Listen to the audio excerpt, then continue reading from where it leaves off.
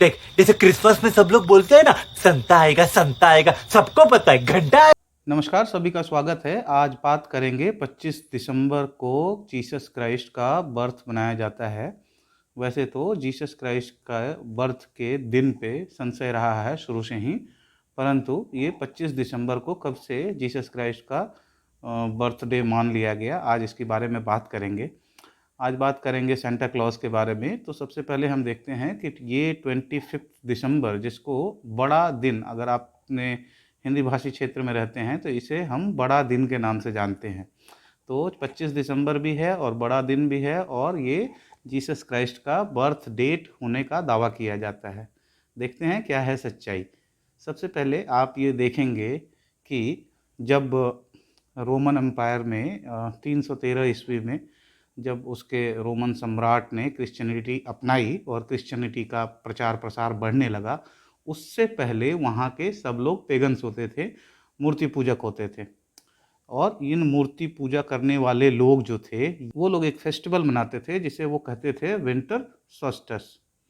अब ये जो फेस्टिवल था वो इस प्रतीक के रूप में मनाते थे कि 21 दिसंबर, जो आज के समय में सबसे छोटा दिन होता है, और 22 दिसंबर से फिर सूरज, जो दिन का समय है, दिन की जो अवधि है वो बड़ी होती है। तो इसलिए आप देखे होंगे कि 25 दिसंबर को बड़ा दिन के नाम से भी मनाया जाता है। लेकिन अब वो 25 है, एक्चुअल में 21 है। इसके पीछे का रहस्य ये है कि जूलियन कैलेंडर ये लोग फॉलो करते थे, और जूलियन कैलेंडर में त्रुटियां थी।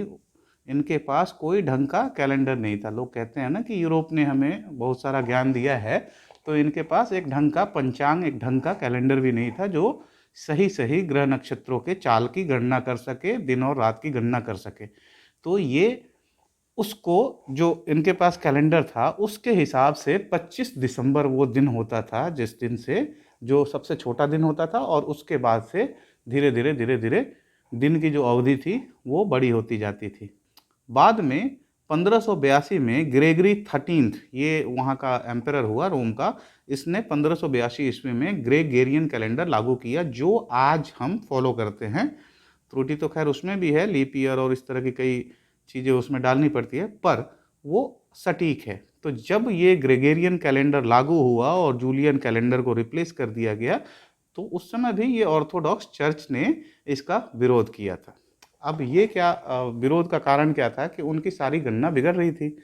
जिस दिन को ये कहते थे 21 दिसंबर को कि ये सबसे छोटा दिन है, और इसके बाद सूरज दूसरा जन्म लेता है, और उस दिन से दिन बड़ा होने लगता है। जैसे जैसे सूरज बड़ा होता है वैसे वैसे दिन बड़ा होने लगता है, और उसको पुराने कैलेंडर के हिसाब से वो 25 मानते थे, वो अब नए कैलेंडर के नाम से 21 हो गया। तो इनकी सारी गणना बिगड़ने लगी, तो इन्होंने इसका विरोध भी किया। आज भी कई रोमन कैथोलिक ऑर्थोडॉक्स जो चर्च हैं वो 7 जनवरी को मनाते हैं क्रिसमस।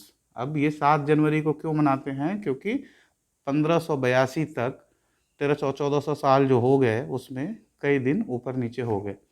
खैर, तो उन्होंने 25 दिसंबर को पे ही स्टिक किया, और जो पहले उनका जो 25 था और आज का 25 है, उसमें जो उनका पहले 25 था वो आज का 21 है। तो इस तरीके से इन लोगों ने अपने आप को चेंज किया, परंतु इनका जो कॉन्सेप्ट था कि सन का बर्थ होता है, वो इनका सारा गड़बड़ हो गया। तो इनका जो दावा था कि जो सन का रीबर्थ होता है 21 के बाद, वो अब ये उस पहले 25 पे अटके हुए थे, और आज भी ये 25 पे शिफ्ट हो गए, लेकिन वो डेट जो है वो अब हो गई 21। हम सब जानते हैं कि 21 के दिन जो रात होती है वो सबसे लंबी होती है। दूसरा इसमें ये कंसेप्ट ये है कि जब बाद में चर्च का प्रभाव बढ़ा, तो ये रोमन लोग जो पेगन्स इस त्यौहार को मनाते थे, जिसको सैटरनेलिया कहते थे, और तो इन्होंने जो बर्थ ऑफ SUN सन था, उसको birth of SON son of God, that is Jesus Christ, ये कह के मनाना शुरू कर दिया। लेकिन बात तो वही है कि भाई 21 को मनाओगे या 25 को मनाओगे, अगर सूरज की गणना की स्थिति से बनाते हो तो आज वो दिन नहीं है, वो दिन तो 21 ही था। अब तो बाद में जब रोमन कैथोलिक चर्च के हाथ में ताकत आई, एक साम्राज्य एक बड़े साम्राज्य का सम्राट जब क्रिश्चियनिटी में कन्वर्ट हो गया, तो इन्होंने पेगन्स की उस फेस्टिवल को आप एक कह सकते हैं कि छीन लिया एक तरह से, और उसको अपने, जिसको वो सन ऑफ गॉड कहते हैं, जीसस क्राइस्ट, उसका बर्थ बना के प्रेजेंट करने लगे। और ये सब 350 ईस्वी के आसपास शुरू हुआ। दूसरा क्रिसमस से जुड़ा हुआ एक बहुत ही शानदार कैरेक्टर आप कह सकते हैं, जिसको हम कहते हैं सेंटा क्लॉज। लाल कपड़े पहनता है, रात को आता है, रेनडियर उसकी स्ले को खींचते हैं, और वो इतना दयालु है कि वो गरीबों की, विशेषकर बच्चों की मदद करता है, उनके लिए गिफ्ट लाता है। अब देखते हैं कि ये सेंटा क्लॉज था कौन। तो सेंटा क्लॉज जो है उसका पहला नाम था निकोलस। निकोलस धीरे धीरे कट्टर रोमन कैथोलिक के प्रभाव में आ गया, और वो ग्रीस में एक चर्च का मुखिया हो गया, एक चर्च का पोप हो गया। उसके बाद जब उसकी ताकत बढ़ी, उसकी ख्याति बढ़ी, और इसका काम क्या था, ये जितने भी सेंट लगते हैं हम उनको संत समझ लेते हैं, जबकि ये सब के सब मूर्ति भंजक हैं। इन्होंने पेगन्स की मूर्तियों को तोड़ा है, और इनका यही काम था। जितनी मूर्तियाँ तोड़ी, जितने मंदिर तबाह किए, और जितने लोगों को कन्वर्ट किया, उसे उतना बड़ा सेंट माना गया। तो ये जो निकोलस था, ये धीरे धीरे इसकी ख्याति बढ़ी, और उसके बाद ये जब नीदरलैंड गया, और नीदरलैंड में लोग इसके नाम को ठीक से प्रोनाउंस नहीं कर पाए। संत की उपाधि, सेंट की उपाधि इसे रोमन कैथोलिक चर्च ने पहले ही दे दी थी। तो जब ये वहाँ गया तो लोग इसको नाम को प्रोनाउंस सेंट क्लॉस, नौ को ये खा जाते थे, तो ये सेंटा क्लॉस हो गया। और पूरे दुनिया में धीरे धीरे, जैसे ये अमेरिका गया तो वहाँ सेंटा क्लॉज हो गया, और हमारे देश में जब यह आया तो संता क्लॉज हो गया, फिर संता हो गया।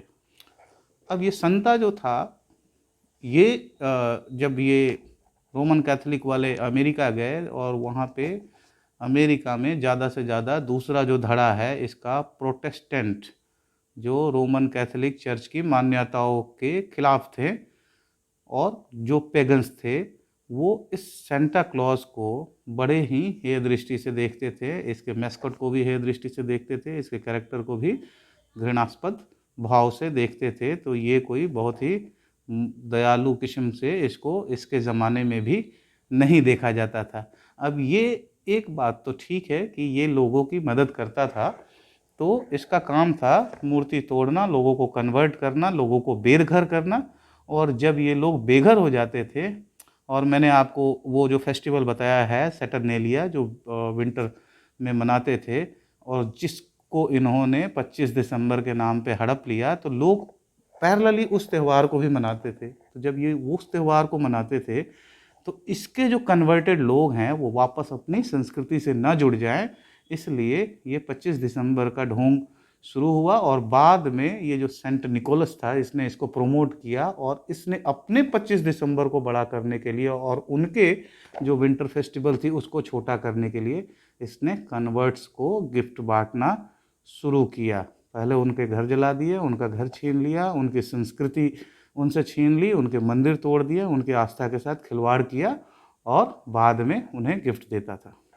तो किसकी मूर्तियाँ तोड़ता था ये? तो ये बेसिकली इस इलाके में इसका प्रभाव ज़्यादा था, ईस्टर्न रोमन एम्पायर में, जिसमें लेबनान, ग्रीक, इजिप्ट, सीरिया और ये सारे इलाके आते थे, जिसमें टर्की भी आता था, इस्तांबुल उसका मुख्य केंद्र था। तो इन सब इलाकों में वो मूर्तियाँ तोड़ता था, और इसके निशाने पे होते थे ग्रीक गॉड और ग्रीक गॉडेसेस की मूर्तियाँ। आप जानते हैं कि ग्रीस में बड़े पैमाने पे मूर्ति पूजा होती थी, क्रिश्चियनिटी और उसके बाद इस्लाम के आने पे के पहले। तो ग्रीक गॉड जेयस, जिनको सब गॉड से ऊपर माना जाता है, सारे गॉड गॉडेसेस का राजा माना जाता है, तो उनकी मूर्तियाँ ये प्रमुख तौर पे तोड़ता था, जो भी इसके निशाने पे होती थी। और एक और गॉडेस थी जिनको जेयस की पुत्री माना जाता था ग्रीक माइथोलॉजी में, आर्तेमिस। ये जेयस की पुत्री थी और गॉडेस थी, और बहुत ही पॉपुलर गॉडेस थी। तो उनकी मूर्तियाँ ये तोड़ता था मुख्य रूप से, बाकी तो सारे पेगन्स की मूर्तियाँ ये तोड़ता था, इसका यही काम था। तो जो कन्वर्ट्स होते थे वो वापस अपनी जड़ों की तरफ लौट न जाएं, इसके लिए इसने ये गिफ्ट लेना देना का कार्यक्रम शुरू किया। आज भी आप देखेंगे कि जो ईसाई मिशनरीज हैं, इनका मोडस ऑपरेंडी सेम है। अगर आप क्रिश्चियनिटी में कन्वर्ट होते हैं तो आपके बच्चे को किसी कॉन्वेंट में तुरंत एडमिशन मिल सकता है, उसको वहाँ पे हॉस्टल की सुविधाएं दी जा सकती हैं। आदिवासी ग्रामीण इलाकों में गेहूं और इस तरह के लालच देकर ये आज भी कन्वर्ट कर रहे हैं। तो सेंटा क्लॉज तो नहीं है, सेंट निकोलस या फिर कह सकते हैं निकोलस, ये तो नहीं है, परंतु इसकी आज भी तरीके उसी तरीके से चल रहे हैं। और समस्या ये है कि हम जानते ही नहीं हैं कि जो लोग हमारे विचारों के और हमारे खिलाफ रहें, आज हम उनको हीरो बना के पेश करते हैं। हमारे बच्चे उसकी जैसी टोपी लगाते हैं, बच्चे तो आजकल तो बड़े भी लगा रहे हैं। अब कल निश्चित रूप से सबके सोशल मीडिया अकाउंट्स पे और आज भी ये क्रिसमस की शुभकामनाएं दी जा रही हैं। लोग सेंट निकोलस बन के घूम रहे हैं। तो हमें इन चीज़ों से बाज आना चाहिए। आप ठीक है, आप अगर किसी दिन को आप सैटरनेलिया से सेलिब्रेट करिए, विंटर फेस्टिवल सेलिब्रेट कीजिए। हमारे संस्कृति में भी सूर्य के उत्तरायण और दक्षिणायन होने पे और कई तरह की जो खगोलीय गतिविधियां होती हैं उनको हम सेलिब्रेट करते हैं। आप वैसे करें, इसमें कोई बुराई नहीं है, परंतु इसके नाम पे ये सेंट निकोलस, जिसको सेंटा क्लॉज कहते हैं, इसका महिमा मंडन बिल्कुल नहीं होना चाहिए। आप जब भी उसे याद करें तो निश्चित रूप से आपको उसको एक ऐसे घटिया आदमी के रूप में याद करना चाहिए जो कि मूर्ति भंजक था, लोगों को कन्वर्ट करता था, लोगों को उनकी सांस्कृतिक जड़ों से दूर करता था। तो आशा करता हूँ कि आपको ये 21 दिसंबर, 25 दिसंबर विंटर फेस्टिवल और ये बर्थ ऑफ सन से birth of SON of God, ये और ये सेंटा क्लॉज जिसका नाम निकोलस था, इसके बारे में आपको कुछ जानकारी मिली होगी और कई लोगों को ये शायद आंखें खोलने वाली जानकारी साबित होगी। थैंक यू वेरी मच, जुड़े रहिए हमारे साथ।